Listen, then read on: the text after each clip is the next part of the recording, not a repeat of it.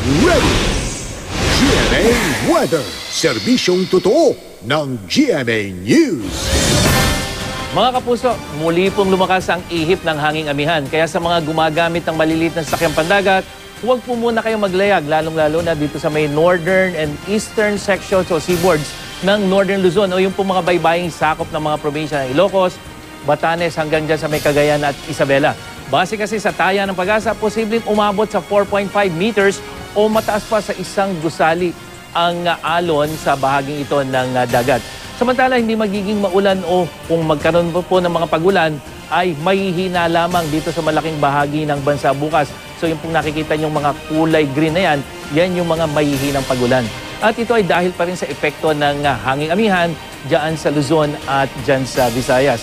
At sa datos naman ng The Weather Company, halos walang ulan na inaasahan dyan po sa mga rehiyon ng Ilocos, Cagayan hanggang dyan sa may Central Luzon.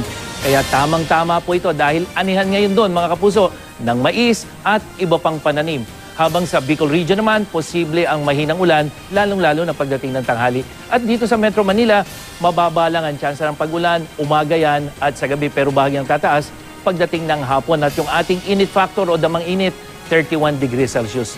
Maayos na panahon din ang aasahan dyan sa Western, Central at Eastern Visayas at kung magkakaroon man ng mga pag-ulan, mahina lamang po yan. Habang sa Mindanao, pulo-pulong ulan naman ang maranasan, lalong-lalo na dito sa may rehiyon ng Caraga at dyan sa may northern section tulad ng Cagayan de Oro at dyan sa Marawi.